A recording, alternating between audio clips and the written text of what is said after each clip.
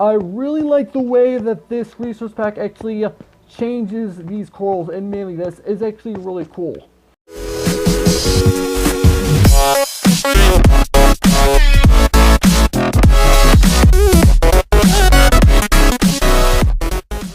What's up, agents? Zer here, welcome back to the lab. Today we're going to be taking a look at a resource pack called the Corals Plus resource pack. Now what this resource pack does is it adds in 5 brand new coral variants into the game, and the way it implements these new coral variants into the game, I actually kind of like the idea a lot and makes a lot of sense to me. Now this resource pack was created by someone by the name of GFriendUju28. So huge shout out to them. Make sure to check their links in the description as well as the link to download this resource pack for yourself. So let's go ahead and get started. So I have down here all the coral variants down here, and you can obviously tell what they look like. And you're going to know something interesting about these corals right off of the bat. But before we go ahead and get into this, I want to show you guys the normal coral variants, the ones that are actually alive. And this is actually very important for understanding the actual resource pack itself. So as you can tell, I've got a tank full of water and I've got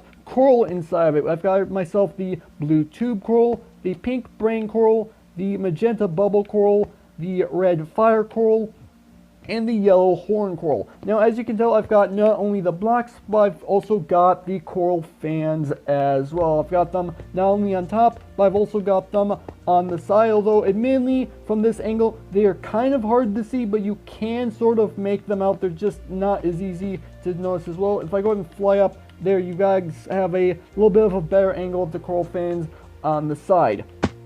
Now the reason why I'm showing you guys the live coral variants is because the way this resource pack works is it actually replaces the dead coral variants. Because for those of you who are probably unaware, although I don't know how many of you are that are like that, if you have coral submerged in water, it stays alive. However, when it's outside of water, it does not survive and it ends up dying. And it doesn't matter how many sides of the actual coral itself as actually touching the water. The coral fans actually need to be submerged in water, admittedly, but for the coral blocks themselves, it doesn't matter how many sides are actually touching the water, they're able to survive. And the fact that these are outside the water kind of further proves the fact that they are all technically dead. And I know you guys probably already believe me, but I'm going to give a little bit further proof.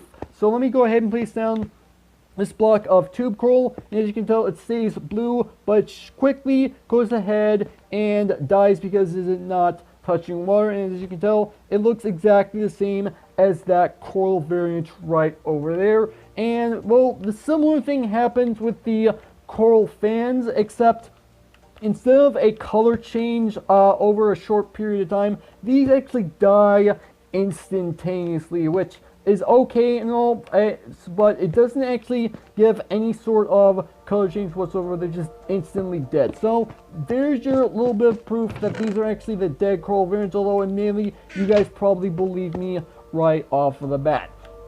And one thing I will go ahead and mention, although you guys probably don't care, but it makes sense from my standpoint, is that the order of which I have these corals listed inside the tank is the exact same order of which these corals are listed down here. And obviously, if you guys get confused, I'm just going to go ahead and say what each of these are actually technically replacing. And as you can tell, I have not only the blocks, but I also have the coral fans both on top and on the side, because they do have a slightly different model depending on whether the fans are on top or on the side. So I figured I'd go ahead and show you guys what these actually look like from both angles. So let's go ahead and get started. So this right here is Cult Coral. This has a nice purplish, pinkish something or other color. I don't know the best way to describe this, which is actually going to be a recurring theme for a couple of these coral variants. And this is actually replacing our tube coral over there, which is actually blue. And next up we have ourselves bird's nest coral. This is actually a nice light blue color, and this is actually replacing our brain coral, which is actually pink all the way over there. We have ourselves this pillar coral, which is a fleshy color. I don't really have a better way to describe it. If you guys have a better way for me to describe this, let me know down in the comments. I'm actually kind of curious. But yeah, this is pillar coral, and this is replacing the bubble coral, which is our magenta. Next up, we have ourselves lettuce coral, and yes, I realize lettuce is technically spelled with 2 T's in its name. However, for this resource pack, it actually labels it with 1 T. I don't know if this is a misspelling or this is how it's actually supposed to be spelled, because I'm assuming this is based on real life corals. I'm not 100% sure, but this is how it's spelled in the resource pack, and that's actually something I have not mentioned just yet. These are actually renamed inside the resource pack. So if I go ahead and pick this up, as you can tell, it's actually renamed to the actual coral it actually is. So let me go ahead and show you guys again. Yeah, it is actually technically renamed, and I did not rename this myself. So let's go ahead and get rid of that.